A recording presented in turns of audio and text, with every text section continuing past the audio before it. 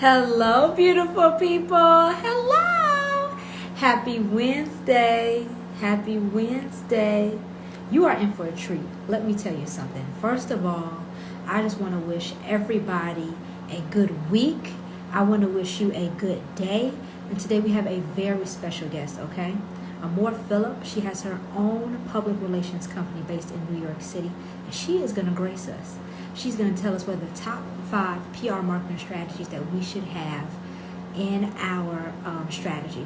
Okay, so we're going to bring her on. Make sure you drop your questions. You are in for a treat. So give me 1 second. I see that she has popped on the live.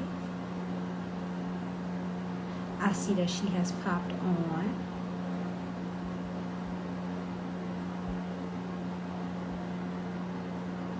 Come up here to join. So if you can join us, please go down there and you'll be able to come on this broadcast with us. But in the meantime, if you are a business owner, if you are a brand strategist, hello, Kiana Martin. Hi. Hey, how you doing? I am doing great. How are you? I'm doing fantastic. Oh my gosh, I love this. Okay, so what we're going to do is, because I like to get good headshots, I'm going to back up a little bit. Okay. Back up. Oh, I love your hair. How are you doing? I'm doing good. Okay, so as for the people who are going to watch the replay, I want you to go over even after this video, and I want you to follow Apple and Orange's PR. So Miss Amore Phillip, she has her own public relations firm based in New York City. So that is the #1 market in the U.S. When I tell you she is a beast, I'm gonna let her tell her story. But she talked about how she was given the pink slip, and then that's how her business was created. And she has a staff, and she's in the #1 city. So without further ado, I definitely want to introduce you, and please tell us about you and how did your journey even begin? Sure, absolutely. So good evening to everybody. Thank you so much for watching. So how did I get here? That's the #1 question, right? So in about 2008, I was like a lot of people, I was given the pink slip. So I was laid off from a corporate job in the architectural design and build industry. And so this was around 2008 during the Obama era. And so when that happened, I said, like, what am I going to do? I just didn't know. I said, do I want to go back and look for another job? What is it that I want to do? And so I decided that I was going to take a chance at myself. So I called a friend of mine and I was like, I just got laid off and I'm just like crying. And she says, well, what is it that you want to do? And I said, well, I've always wanted to start my own business. And she says, well, do that. And I'm like, well, I don't have this, I don't have that. She was like, just figure out how to do it. And so I started freelancing for a couple of years, and then I built up a client base. And then in 2010, I launched Apples and Oranges Public Relations. So fast forward from 2010 to 2015, 2017, I went from just myself and a managing partner to about 5 people. And then in 2018, I went into my first office. Wow. And then 2019, I all of a sudden had 12 employees. Wow. And then in 2021, I celebrated my 10-year anniversary. Yay! So it was like a big, I will say it was an uphill battle, but I learned so much. But had I not been laid off, I would have never started my business. Well, let's talk about your time in 2008, because your story is remarkable. You picked yourself up by the bootstraps and you said, listen, I got to get out here and I got to do it. I want to talk about, 2 things. What job were you working at in 2008? And you also talked about resources. A lot of people and a lot of business owners, because we're going to post this on YouTube as well, they're going to come across this video and they're going to talk about the things they don't have. But your friend pulled out the things that you do. So back in 2008, what did you really do? So in 2008, I was working at an architectural glass firm. I was an account manager. So my job was to go to all the major architects' office in New York City or offices and present the different types of structural glass that they would use when they were doing their when they were building the high rises and buildings like One Times Square and some of the Citibank buildings. So I had glass and I had to take it to, let's say, a Gensler, right? That's a big, well-known architectural firm here in New York City. And so I had to go there, and then I had to kind of present, okay, this would be great for this building or this type of structure. And then in addition to that, we had a PR person working at the firm that I was working at. And then so one day she decided to quit, and my boss came to me and he put all of her stuff on my desk. Oh, wow. So he was like, yeah. So he was like, oh, Sarah's not coming back. She quit. And so you're just going to have to, you know, catch up on what she had to do. And I was like, okay. And so from him doing that to me, that's where like this PR, you know, just like this love for PR came out of me, right? And so that's what I was doing. But before that, my background is in fashion and entertainment. So my studies is in fashion merchandising and theater. And so I did that for 10 years before getting into the architectural and design and build industry. No, first of all, I really like that. I use the, you can say, analogy or the phrase that my English teacher said, I think when I was in 10th grade, but everything is a foundation for something. So it was definitely a reason, you know, sometimes Dr. Sidney Trim is doing a series on her YouTube channel about opportunities. And I think that you took that opportunity that was given to you and you created an entire business out of it with staff and a successful business. So, you know, I really, especially for the job seekers on here, or, you know, the freelancers, you know, the thing that you are doing now, they'll pull out some gifts in you later. I also want to talk about this. You said with your friend that you were on the phone, you were like, listen, these are the things that are missing. But your friend was like, no, but this is what you have. So what was that conversation like? So the conversation was, you always said that you wanted to start your own business. And so this is the opportunity to do it. And so she said to me, like, okay, what contacts and connections do you have? You know, you already have all this experience, right? For all these years. And just make it happen. So she was just telling me, you got the experience, you got these contacts, you have the drive, and you've always wanted to start your own business. So just take all of that and then just do what needs to be done. And so from that conversation, I said, okay, I'm going to try this. So I started freelancing. And so I started planning like events and doing PR for like filmmakers and fashion type of events. Yeah. And so that's kind of how it all started. But yeah, she said to me, like, girl, just go and do it. This is, you may not get this opportunity again. Yeah. And so, but at first, like a lot of people, I was just looking at it as I was just devastated. But the other thing that I wanted to add was that I also saw it as an opportunity, which I call my big why, right? I also saw it as an opportunity to show my daughter, she's now 17, but she was 4 at the time, to show her that you have a choice. You do. You can either work for an amazing company or brand, or you can start your own business. Right. And so that was part of my big why. And over the years where I had struggles, I stayed in it because I always think about, this is why I started. Yeah, and you know what? Because as a successful business owner, you know, like you are, oftentimes when people are going through the process or the journey, you have the vision in your mind, right? And then when you go through different hurdles, you have to pull from that vision and say, wait a minute, this is why I started. You know, even if you could be booming for 2 or 3 months, and then something might happen, you know, in the next 2 or 3 months. You have to say, you have to always pivot. And I think that's why, you know, during the pandemic, you know, when we were able to connect online, we saw a total shift in how people think and how they consume. Because now, when we just talk about currency and most of the things that we are getting, is all online. I mean, you even work with brands and you focus on your online presence so more people can come to their social platforms. That's a big reason why we did this IG Live. I also, I want to, you know, just begin into our topic. You know, the top 5 PR marketing strategies to follow in 2022. You've been doing this for a long time, okay? And Yes. you have made a lot of people successful, through your innovation and also through your thought leadership. So in terms of public relations, because you've seen the shift go from, in person to digital, what are some of the trends that we should be following, for PR messaging?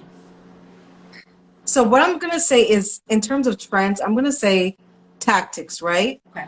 And so in terms of tactics, things that people should do, I think a big opportunity that a lot of small businesses do not take advantage of is the resource or the access that they have to local media. And a lot of smaller businesses and stuff like that, they don't know that. And of course, that's understandable. But the local media, like if you're starting out in PR, you may not be able to hire an agency like me, but there are things that you can do to connect with the local media. So that's one of the first tactics I tell people to focus on. So what you would do is that, you focus on the story that you have, and you figure out, how does your story or your business or what it is that you do as a local to that city or whatever, how does this how do I make a sort of a connection to the people locally, right? And then if there's a local angle to what you do or your story, then the local media would be interested. Correct. So I always tell small businesses, start with the local media. What is your story? What is happening in your local town or city or whatever that is? And figure out how you can fit that into who you are as a professional, as a part of the community, and also as a business owner. And reach out to your local press, because they like to promote local businesses. And promote might be the wrong word, but they like to share stories with the local community, of businesses and things like that that are in their local community. So just have a really good community and local angle on what it is that you do in your story, and start to find ways to connect with the local media. That's a really good one. I was a digital producer, Birmingham, Sarasota, and I still have my own digital, advertising blog. But one of the things that I really think is key is that community is necessary. So we talk about Facebook groups, or we just talk about different communities within your city, different communities within your area of interest. It's really important, you have to get with, I like to say, we're going to talk about influencers, but getting to know, your local anchors and your journalists, and even some of your independent community journalists, because they have really good story tips and events. I think that networking is really big, but I want to talk about the influencer side. So we talk about PR marketing and strategies. He said, hey, make sure you tap into your local audience that you have wherever you're living, and I think that's great. Now, from the definition of an influencer is something I always like to keep in mind. That is a person who influences another person's buying decision. So how do influencers and PR, how do you balance the two, or what's your take on that? So what I always suggest, and I think the term influencer over the last couple of years, it just became this big thing, right? And so what I tell some of my clients, because sometimes they're like, okay, we're going to do this campaign and we want influencers. So my big question is always, why, and how will the influencers really impact the messaging of the campaign that you're doing? It's nice to have influencers, but you also really have to look at, are they going to be effective? Yeah. Because there's some influencers who just come with a big number in terms of vanity metrics, right? Correct. In terms of following, because I have worked with influencers before, and you would have them in a campaign and it does not really materialize, or you don't get the outcome the that you're looking for. That the client was looking for. Correct. So I would say, when you're working with influencers, be really strategic. Make sure that the influencer is really would really help you to bring your message out more, and help you to connect more with the audience that you're trying to connect with. So don't just work with influencers because, oh, they have a million, people on Instagram and things like that. An influencer could maybe have 10,000 people following or even less, but they may be active in the community. They might be, let's say, for example, you have a product that is for women who maybe have had some sort of an illness, let's say cancer, okay? Work with someone that has actually had the experience, right? As opposed to someone that will, just come with their numbers and say, okay, I can reach this many people. Right. So just make sure that it is authentic when you're working with an influencer, and that they're really bringing some sort of they're really bringing something to your brand and the message that you're putting out. But influencers are really important, I would say, but just really look at who you're working with and if they're really bringing value to your product or service. I think that's important. So when we talk about influencers, if you are selling something, and it depends on what you're selling, whether it's a digital product, most of the brands who work with you, they originally might have books, ebooks, different digital products that people can download. If we're just talking about in this era, before it would be book signings, and then it could have been, different events that they would have, and they might, sell out, just X amount of tickets. So if you are going to partner, because that's what you do if you want an influencer on your team, if you decide to partner through a period of time with an influencer, you have to ask yourself, when I pay them this amount of money, what is the return that I'm looking for? So if I pay them, if I'm only paying for exposure and more people and to have, like a publication or different promotional advertisement, that's one thing. But if you are going to pay a person or a company to go out there and help you sell, your items, you have to look at what is the audience.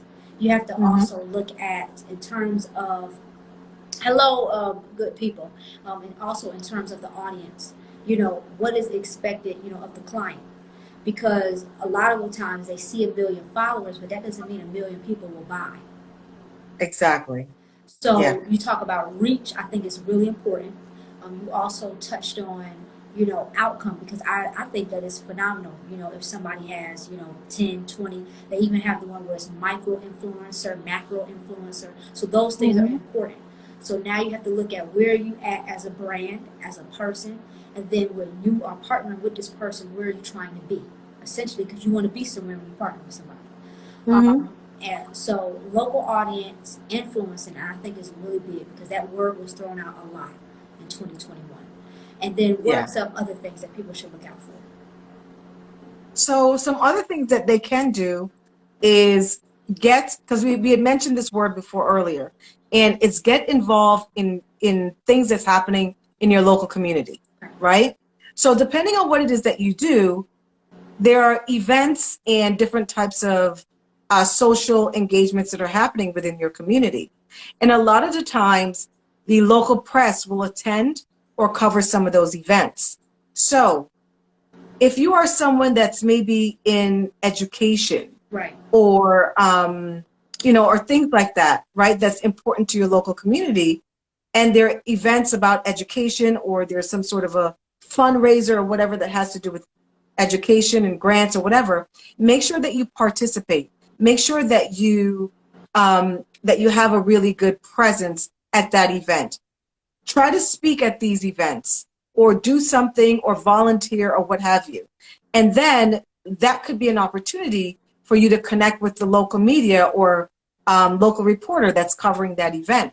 So I would say one of the number 3 is to really connect and engage in sort of meaningful types of events within your local community. So getting involved in community stuff is like really good for small businesses. I agree. And Yeah. because a lot of small businesses, you know what? Because we talk about PR and we talk about messaging.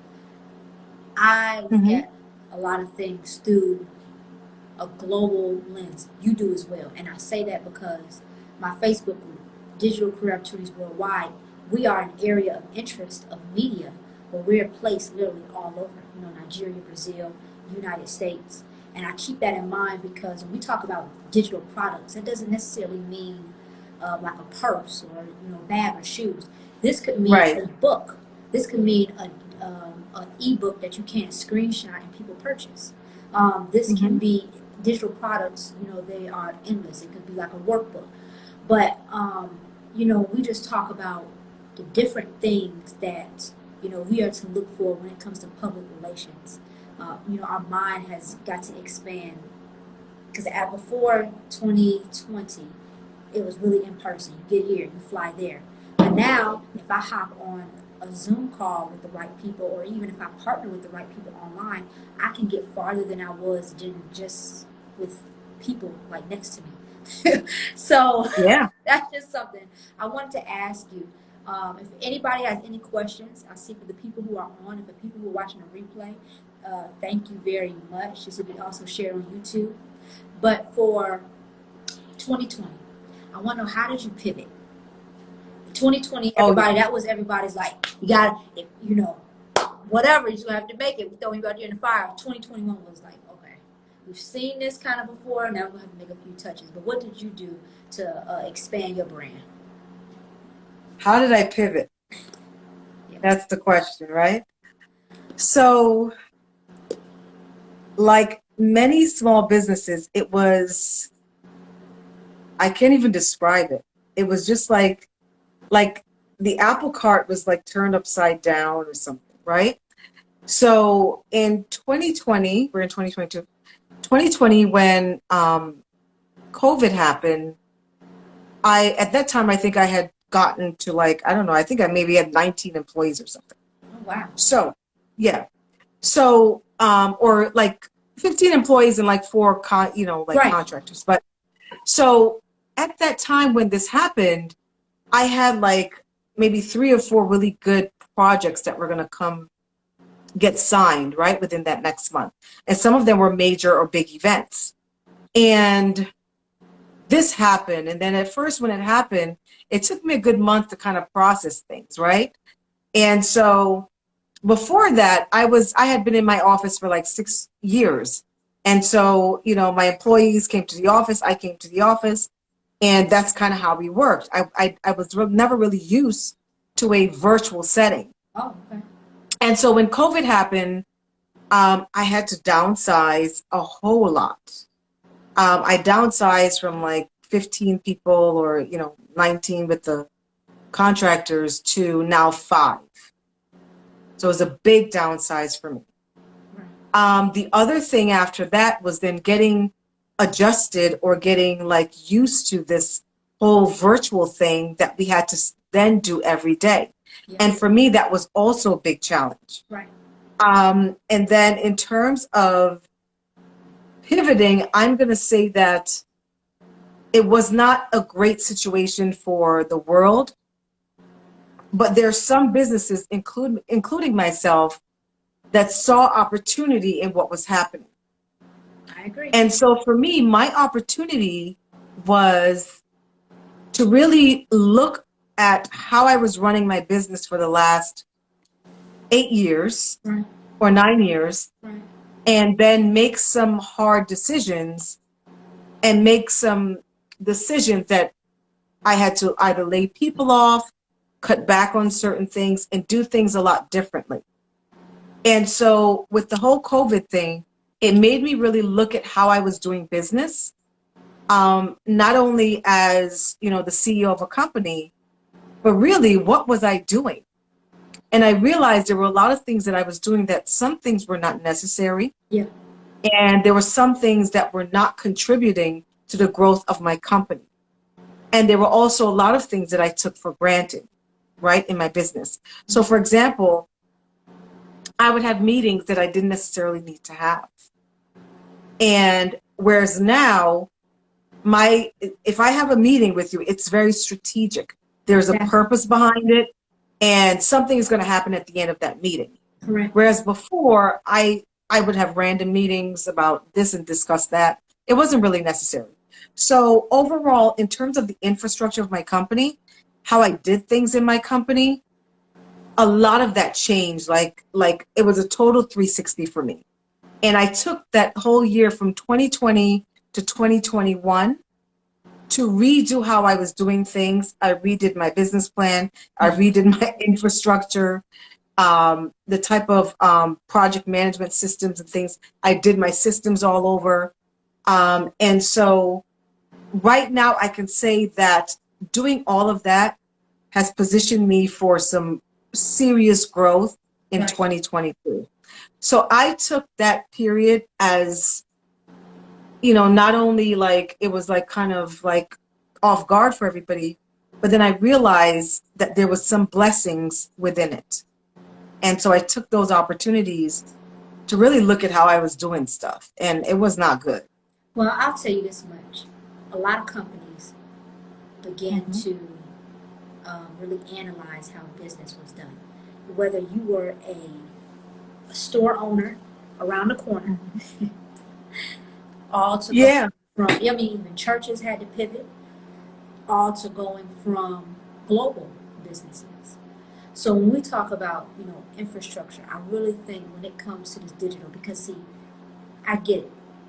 I also look at generational difference. See, I come from a generation, I've worked with a Nintendo online, so this comes easy, natural. They're like online, I was like, cool, because I was doing it anyway. Yeah. But then there were Hmm. some people who it was a real challenge because I understand there's some people who go into the office, they do their job, they work on this, and it was like, okay, well, if your job doesn't require this anymore, it's not like that. Yeah. You don't have to, I like how you said a lot of things did become more purposeful because you said you just want to Hmm. meet or just to meet. Some things an email can be sent. Some things I can just pick up the phone, let's just stop the back and forth. Hey, what did you mean by that? Okay, now we got it Yeah. fixed. So I really think that the 2020, 2021 year for business owners, it allowed them to re-strategize. Even for people who are brands, even if you are not a business owner yet, but you are a brand and you have a following, you're known for something. Um, a lot of those people made a lot of money on YouTube. They made a lot of money Yes. on, Instagram. People who weren't making money, for example, my mother was telling me about this one girl. So if you are on YouTube and she comes across this, I want you to know that my mother told me. But she told me that before she was working at some clerical job, and then when the pandemic hit, she found out that there were so many people, the generation before her, who could not work Google Doc, PowerPoint, or any of that. At the end, she was making like $8,000 to $10,000 a month, and that's what she does full time, teaching people how to use these tools. Wow. So I said that's really innovative because in DCOW in my group, it came into an education. So we were doing paid classes and we were really teaching people because internships you could not go in the building anymore. So how do you learn those skills to get a job? For the last Yeah. 3 years you've been preparing in the classroom, and then the last year, before you're about to head out and go get something full time and get your degrees worth, you can't. Mhm. Yeah.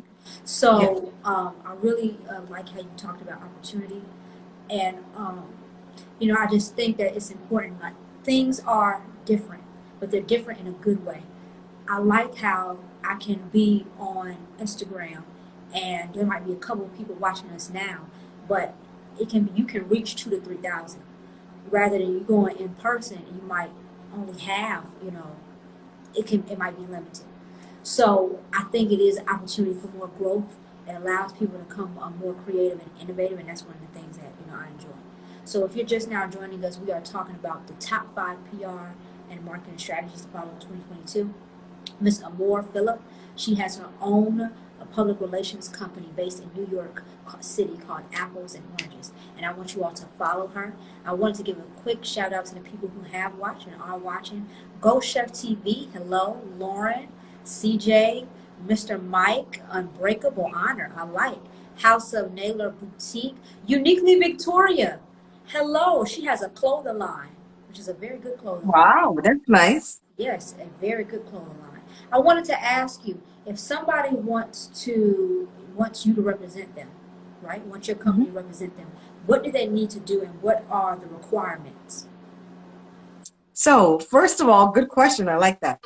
So, one of the first things is, are they actually ready for PR? Right? And so when someone comes to me, the first thing I do is like, I have like a conversation with them, what I call like a discovery call, to figure out where they are in their business, what is it that they're trying to do, and based on what they're trying to do, are they in position to do that, right? Do they have the resources or the structure right now to accomplish those goals? Because the last thing you want to do as a consultant or whoever is in business is to, bring on a new client that you can't help, not because you can't help them, but then they're not necessarily there yet. Yep. And so what I do is I have a conversation with them about where they are and where they're trying to go. And are the things that they want, is that realistic to do at this point? Correct. And so at least 50 or 60% are actually ready. And then there's some that are not. Right. And so what I do is then I give them some sort of a direction as to how they can get ready within a year or whatever, to do PR. So when I say, are they PR ready? What I'm asking is, okay, have you kind of, is your where are you with your company? Have you started? Do you have an online presence? Do you have, systems and structures in place that's going to support these types of efforts? Right. What is it that you want to do? Do you have the foundation or the expertise that I can leverage in my PR efforts? So there's a lot of questions that I do ask. And so if someone wanted to hire me, the first thing that we do is we determine whether they're PR ready. And that's a questionnaire that they would fill out, or we have that conversation. Now, if it's a company that's like an emergent brand or they're funded startup or whatever, they usually are ready. And so to work with AOPR or to work with myself is we would go through a discovery process. We would discuss what it is that they want to see if I can really deliver on that. Correct. Then there will be a proposal proposing what it is that we're going to do. And then what we do is we kind of outline a basic strategy, not strategy, but an overview as to what we're going to do for the next quarter, because we tend to do things in quarters. And then once that all those things are agreed upon, we sign off on an agreement.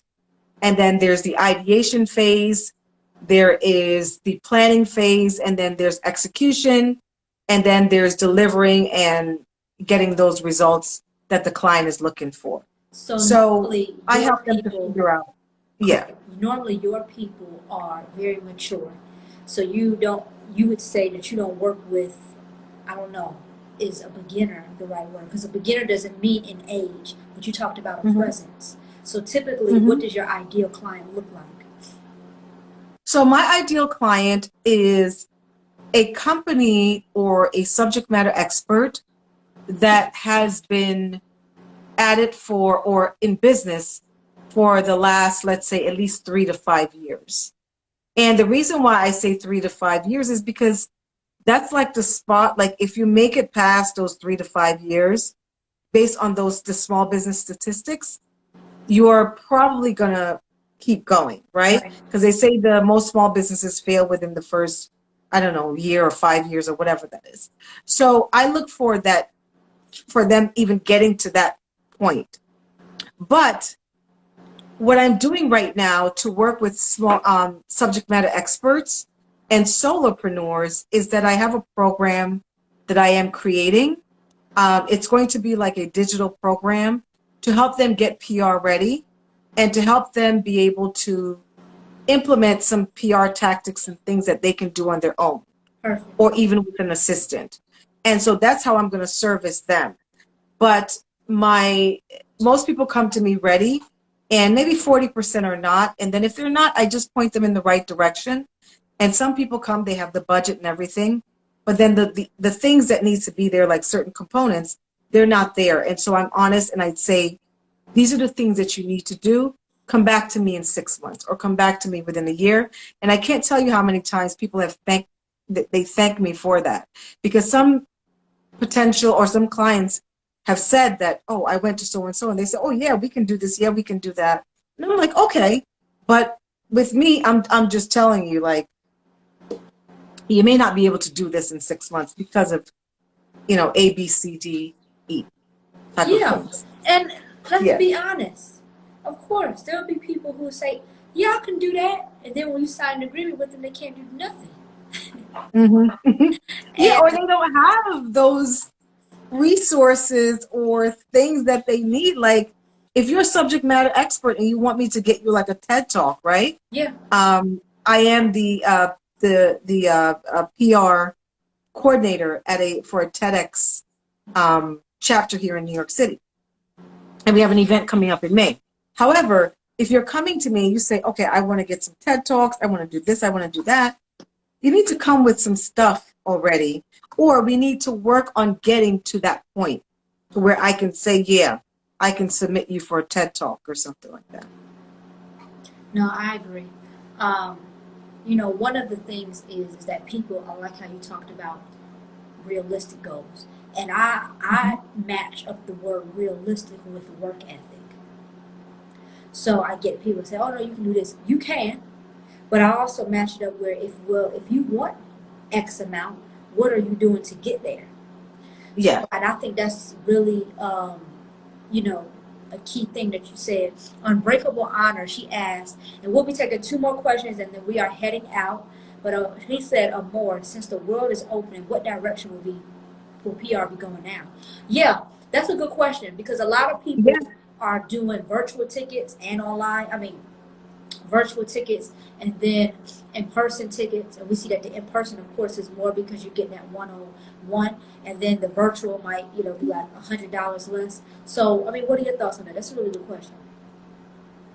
So in terms of, well, there's a lot of virtual stuff going on right now, but I do think within the next, I don't want to say 6 months to a year, because we don't know. Things are always changing. We don't really know. So I would say that it's going to go back to where, there are in-person meetings, there are events that has to do with campaigns. But I will say right now that mixing the digital and the traditional together now really works very, very well. So I would say that the digital stuff is here to stay. So, and also the good thing about the digital PR is that there are things that you can do that are more affordable as opposed to, I'm going to say it, but as opposed to hiring me, there are things that you can do on your own. And then you will get to the point to where you need to hire an agency or someone like me, right?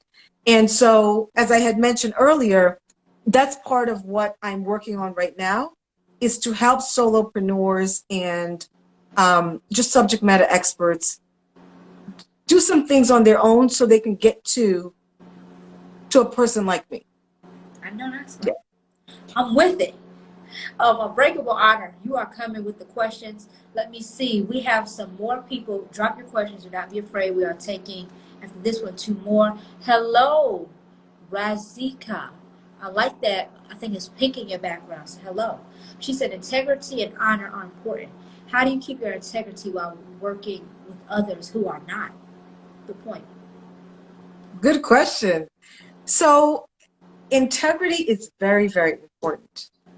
And so if I am working with someone and that is an issue, because I'm in communications, so I have a lot of conversations. And so, and with the intent to kind of solve that issue. Correct. But if it's to where it jeopardizes my reputation as well as my company and shareholders or people around me, Right. then at some point you have to kind of separate from that. So that's kind of what I would say to that. But always keep your integrity no matter what, and do what you say you're going to do, and just just always remember people are always watching, and sometimes we don't think about that because I'm always watching people, and then I'll reach out to them and they're like, "Oh, you know me," and you heard, yeah. People are always watching what you're doing and what you're saying, so Yeah. always keep that in mind. Yeah.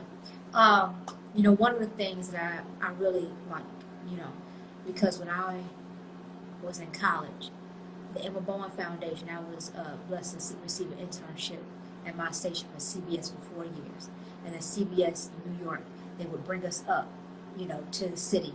And for everybody that they sponsored for that year, we would go, we would get, training. We would really learn a lot within that period. And then just different speakers you would have, the minority speakers, Latino, Asian American, Black, and they will always just talk about, keeping your integrity, keeping, truth. And, the whole what is your truth, but what is something that you say that's a standard that you say, no, I'm not going to do that. I thank you very much for asking me, but unfortunately I won't be able to commit to that. So I think that especially now in this generation, everything is, I like to say, TikTok worthy. So if you do something, I always say it could possibly end up on air. And when I say on air, I mean on the phone. Yeah. So I think that it's really important. Standards are number one. You write down, you say, listen, these are the things that I can do, and these are the things that because of my personality, my beliefs, I will not be able to. So that's a really good question on Breakable Honor. And people will respect you more for that. Seriously. Let me see this. One last question. So when we talked about the future. For people who are getting communication degrees, what should they be learning to work for somebody like you, or to even become somebody like you? What we know the skills like grit, but what do they, internally need to have to navigate through this PR and communications world? One of the most important things that I would say is really learn what it means to connect and engage with an audience, right? And that means getting down to the psychographics. Who is the person? What do they do? What do they read? Where do they vacation? Things like that. So I would say really understanding an audience, and most importantly, understand why you are trying to communicate with this audience. Right. And if it's the right audience that you want to communicate with or wants to communicate with you. Because PR and communications is not a one-way thing, it's a two-way thing, right? And so I would say that that is very important. The other thing that I would say is important to people that are learning and getting graduate degrees is to really understand, like the history behind PR, like how it all came about.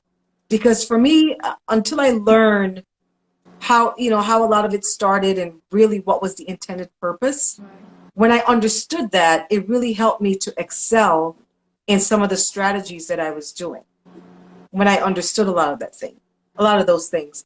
The other thing I would say is have a big why as to why you want to be in communications. What's the value that you actually bring? Because there's so many PR people, right? What is the value that you're looking to bring? And most of all, what is the legacy that you want? What do you want to leave? What do you want to become known for? Right. Or what do you want to help other companies become known for? Right. So with me, I want to help small brands and challenger brands that are rising to become iconic brands. Yes. And if you don't mind, who have you, or if you are able to tell us, because I know we're behind the scenes, very influential, who have you worked with? Yeah. So I have worked in the public and private sector. So some of the companies that I work with in the public sector includes the New York Taxi and Limousine Commission here in New York, right, where I produced a press conference for, and there was purpose. Something I like to do is what I call purpose PR, right? And so PR with a purpose, meaning that it's going to affect the community, or it's going to affect people in a positive way. Correct. And so with that particular project, I was to aid them in getting the word out to the local community for people with disabilities who are getting stranded around New York City. And so that was a really, really big problem. And the New York Taxi and Limousine Commission they added an additional, I don't know how many fleets or thousands of taxis that were wheelchair accessible to help solve the problem. Oh, wow. So the New York yeah, so that was one. The New York Taxi and Limousine Commission. There is Waste Management, that big global company that picks up the garbage. Um, and then I also worked with a lot of fashion brands, including Fashion Week Brooklyn. There's a celebrity makeup artist that has a nonprofit that I work with, which is called City Girl Beauty Project. Yeah. And then also, most recently, TEDx Water Street is another client that I've worked with. But to sum that up, I'm going to say one passion project that really stayed dear and near to my heart was called Statues for Equality. Okay. And Statues for Equality was a project in a lot of the major cities. You have these bronze statues, like I know everybody's familiar with the Wall Street Bull, that big bull, and then there is this fearless girl. And around a lot of the major cities, they have these big bronze type of statues. Sometimes it's an elephant, different types of things.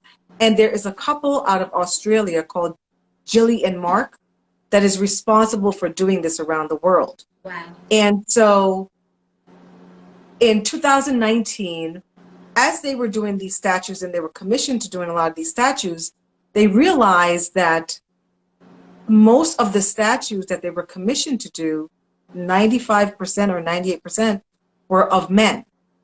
And so they decided that they wanted to erect some statues around the world of women, and women that really contributed to society, whether they were gymnasts like Gabby Douglas, or, you know, iconic legends like Oprah Winfrey. Right. And so they decided to do this project. And so my company, AOPR, was hired to do the press conference and the promotion of this specific event.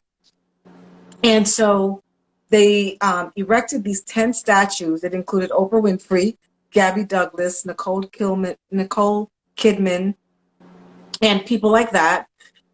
And so the statues were like around the city for like months. But what happened after that event is that the 3% of women, it was like out of the 100%, it was 3% statues were women and 97 were men. And so in a few months, it grew from 3% to 10% around the world. Right. So that was like a major project that I really love, that I will always, always remember and hold dear to my heart, because that project had a really, really good impact. And so I will always be grateful to that couple in Australia who is making these wonderful statues. But in addition to that, my clients have been featured in Forbes, New York Times, etc. So I've had some really great success. And then last year, I was invited to as a candidate for the Forbes Next 1000 list as well. So No, I've been doing some great things. Yeah. and it's Black History Month. You know, It's Black History Month. it is Yes. Black History Month. Unbreakable Honor. Do you know her? Because she is now one of your new fans. She is now one of your new fans. She said, Oh, let me see this. Instead of me pinning that, let's see if I unpin and I go to there. oh yeah. She's talking about, I see her. Uh-huh. She's talking about, yeah, some of the people on my website. Like on my website, I have a page called Culture, and it shows me with different type of celebrities and people that I've worked with. Yeah, Unbreakable Honor, she's a fan. She wants to know. That means she went off this live, looked on your page, she said, hey, I like you posting business tips. Will you be posting more? We're actually going to get Miss Amore on IG Live here a little bit more. So just be looking for that. I'm going to convince her because I think this is really good. Let me see this. Last question. Mm-hmm. She said, crypto market. Do you have, she said, Amore, you've worked with major CEOs, major companies like celebrities. What will you be doing now with the crypto market? That, you know, a lot of people, even I was watching, you know, Dave Ramsey, because I like looking at him like finance wise. And that conversation continues to come up. Bitcoin, crypto. What about PR? What do you think? Oh my God. It's ironic that she asked that question because over the last couple of months, I belong to different platforms and I get referrals from different places. And so over the last couple of months, I've been getting requests from even agencies and cryptocurrency types of startups to do PR for them. And so I actually did a couple of them. One was an NFT with Tupac. This was 2 months ago. Yeah. And the agency was based out, I think, California or something like that. We work with them. And then in addition to that, I now have a client that I'm working with. It's a tech company based in Atlanta. And so they are producing something that's like going to be huge, like the new internet type of thing. And so cryptocurrency is also a component of that. But the crypto market is something that I'm very interested in really diving into. I already have my like toe in it in a way, but it is something that I'm really excited about. And the other thing that I'm going to share is there's another PR agency. She's based in Florida now, but started in New York. She's very big into the crypto market, which is why she moved to Miami. Yeah. And her agency became the first PR agency to accept cryptocurrency as payment. Yeah. She did this like last year. And so Right. that was like something I was really excited. But thank you for that question. But that is really an area that my agency is really looking to, for opportunity in and to also help. And then I recently also hired a new PR coordinator that is very knowledgeable in the crypto and NFT space because it's a direction that I'm going in. I like that a lot. I'm going to tell you this, Miss Amore, you're very innovative.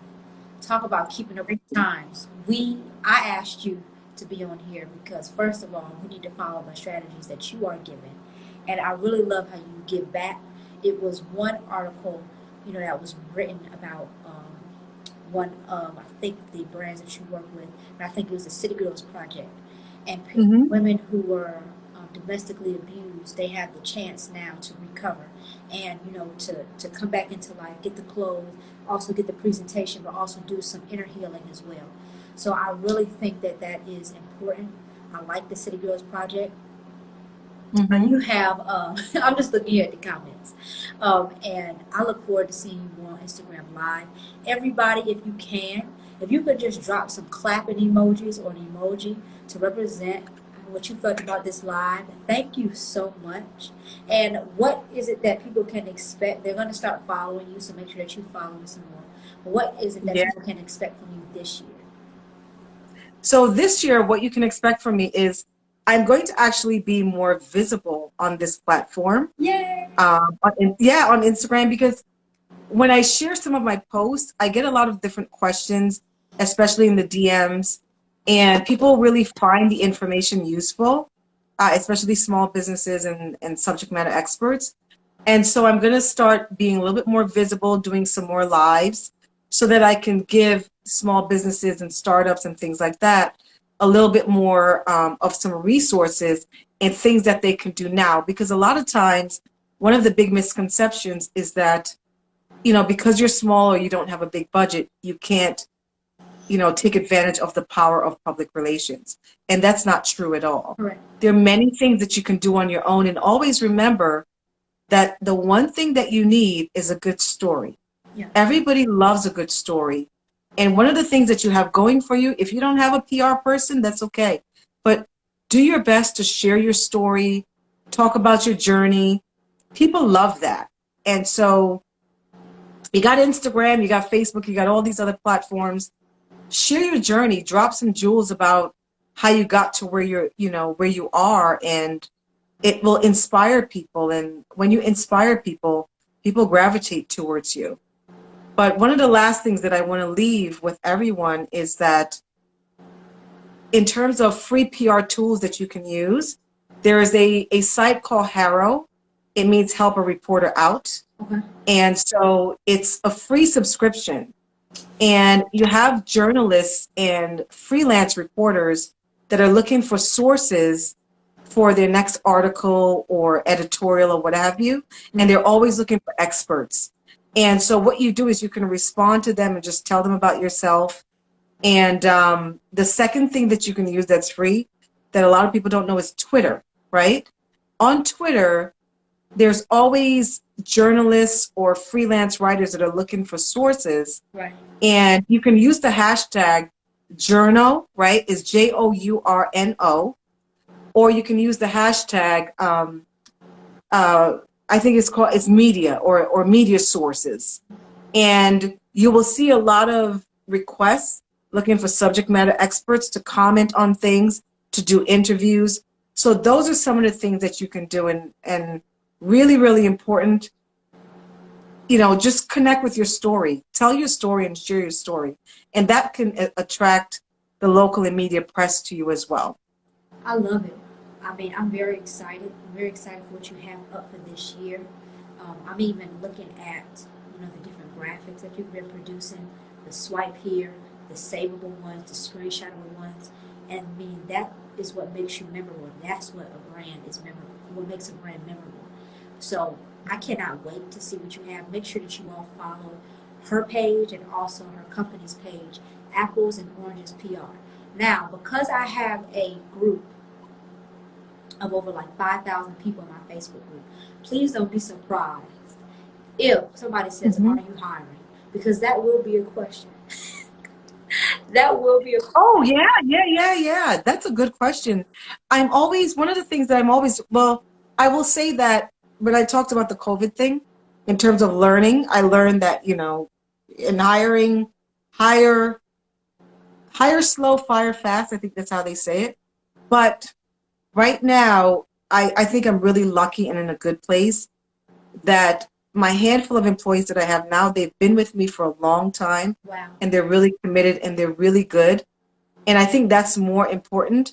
But in addition to that, I'm really looking to give, you know, people you know, students Right. that are learning PR or that are in college. I'm always looking to give them opportunities in internships. And I also pay my interns too. So if you guys want to know that, I do have like stipends that I give to the interns.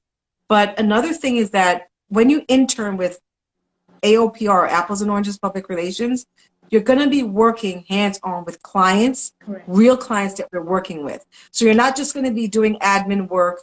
You're going to be involved in the meetings. You're going to hear what we're doing. You're going to be involved in planning strategy, and we will share that stuff with you. But you will get to really, you know, learn and be able to come in and bring your ideas, and also, you know, just be a part of a team that's going to help you grow and help you, you know, get the experience that you're looking for. I love it. I'm excited.